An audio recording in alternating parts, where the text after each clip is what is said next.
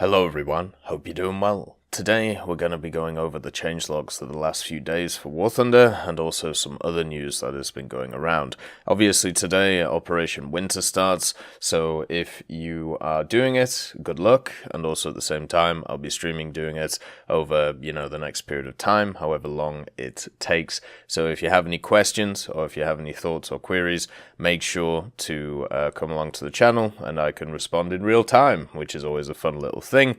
Also at the same time, the trophies for Winged Lions camouflages has been released. There are now 40 new camouflages out when it comes to the update itself, which features some of the new vehicles and some of the old vehicles which are in the game.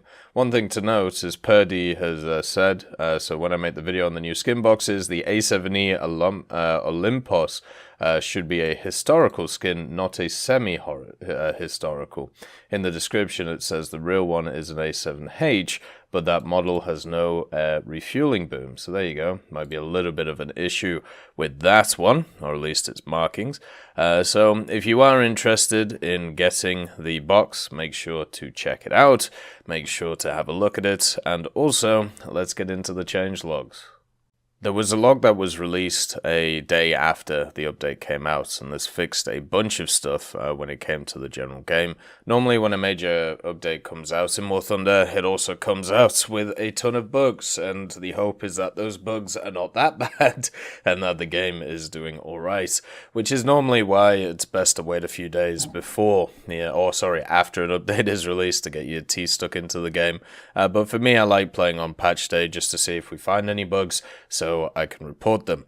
Now, the first part is a bug where the capture of an enemy point was interrupted when joining an airstrike event in AB ground battles has been fixed, so that one is a little bit weird, but thank God it's been fixed. A bug that caused a blank second page to appear on the multifunctional aircraft menu in the active armament point has been fixed, and the reload timer for suspended weapons for scout aircraft no longer resets after switching to ship control. That's really good because obviously you still need, to use those things even after dropped. The armament thing is kind of interesting with the multifunction menu. I'm wondering if they're going to add even more stuff to that.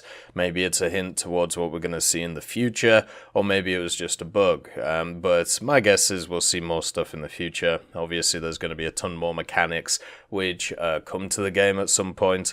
The multifunction menu has already got a bit full, and that kind of shows you how ridiculous it is, the amount of stuff which is going on in the game.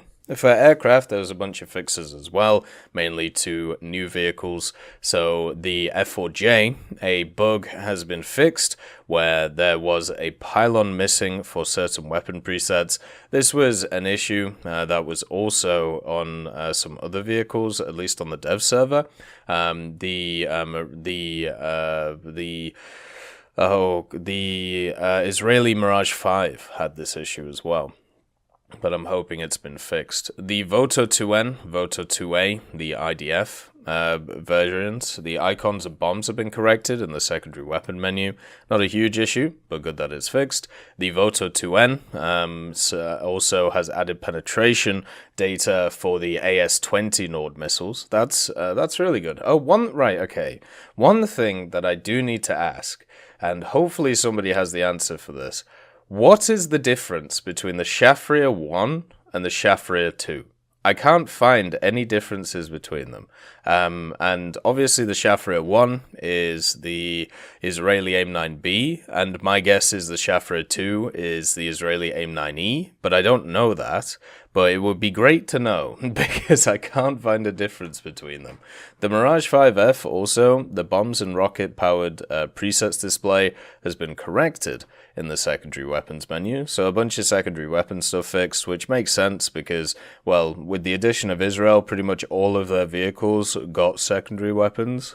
So therefore it's important to get them right. The Mirage 3CJ, a bug has been fixed where the without load preset was grouped into the to hit air targets. Okay, well, fair enough. That seems to be a little bit of a weird one.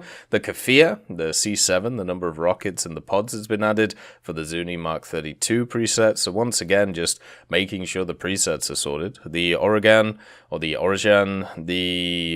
required modification has been corrected for setup of 500 pounders, and also the rockets, which once again is fine.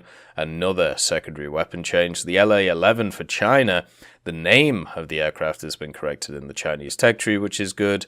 And then the MiG-23M, the mistakenly changed missiles from R-60Ms to R-60MKs have been restored.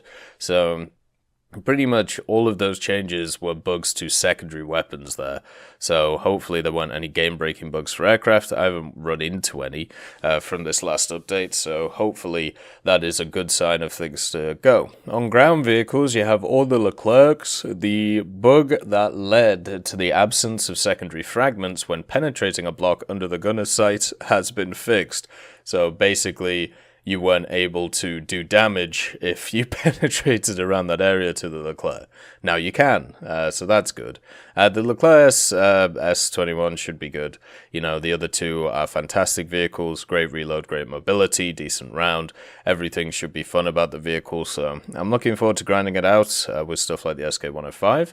The HN6, the incorrect display of the homing head rocket parameters in the card has been fixed, and autopilot on short-range launches has also been improved, so that's good. I think that's the Chinese missile, if I remember correctly. By the way, the changes that they made to MCLOS and SACLOS have actually had quite a drastic effect on quite a lot of missiles in the game, not just from the ground point of view, but also from the air point of view.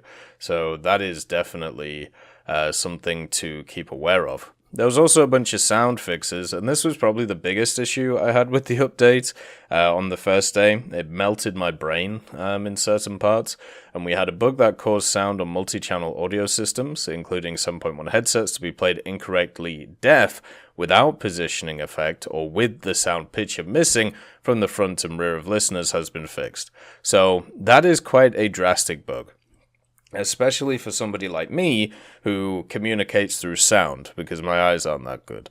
So not being able to hear stuff that's there would be kind of game-breaking. A bug that sometimes made enemy and allied aircraft engines audible in pressurized cockpits has also been fixed. So once again, that's good. A bug that sometimes interrupted the engine sound and made it possible that some elements of the sound picture, gunshots, tracks, ground vehicle engines disappeared has been fixed. So basically it would just overpower some and they just wouldn't exist. And then the engine sound on the Abrams, possibly being badly distorted when climbing a slope, has also been fixed. So with new sounds, as always, comes new bugs, which don't always affect the new sounds, but do affect the sound system. So hopefully all of that stuff is sorted out and ready to go, and hopefully a lot of the sound issues are fixed, because they are seriously one of the biggest issues that I have in the game in general. The lack of, I suppose, not quality, because quality is not right, because there's actually a ton of really good quality sounds in War Thunder, but the lack of consistency, I think is what I would call it, is definitely a problem.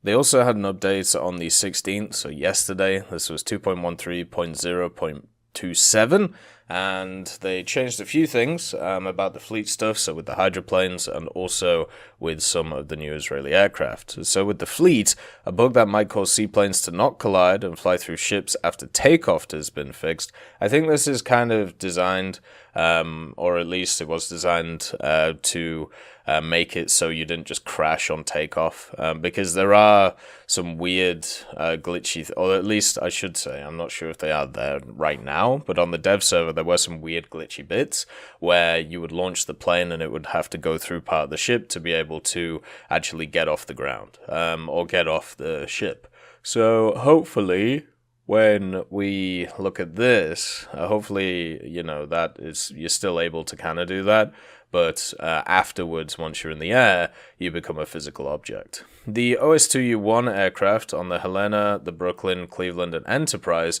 received bomb weaponry, which is lovely. so you can go around bombing stuff and also smoking. How many of you have used the Scout aircraft? Do you think they're interesting? Are they something that you're going to use in the future? It's definitely something I'm going to get into once the event comes around, because I'm going to be obviously playing the event. Should be quite fun. And then also aircraft-wise, the P-51D-20NA for Israel has now its cockpit. That was one of the really weird things when I was spading it.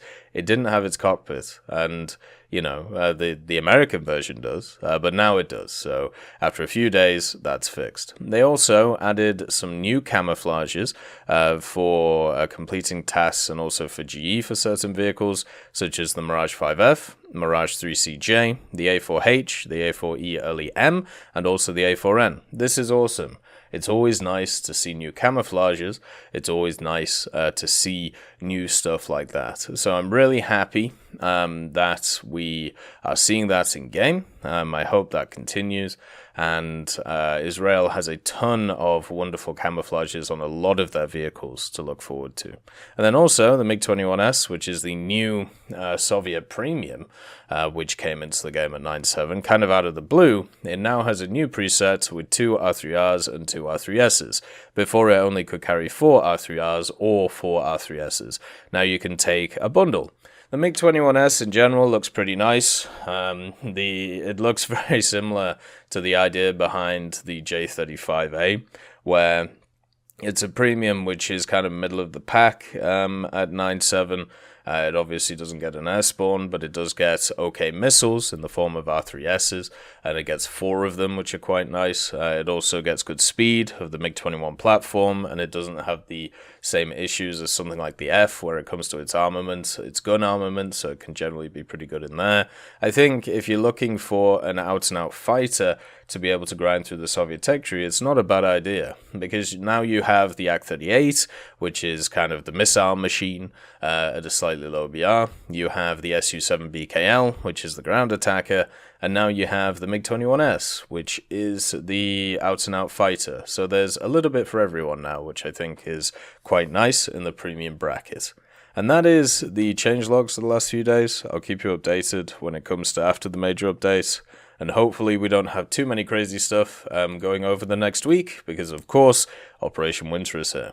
I hope you all have a wonderful day, and I'll see you next time. I'd just like to thank Professor X 1718, Orange Tail, Sakoshi Tiger, BRFC 15, Teddy, John Ryman, Universe A, Eugens Terry, Ambrosius McClellan, Daniel Stanton, Martinez, B. Young, and then Kyle Kin, Barine, Lafouche, and also Samuel Slick for supporting the channel.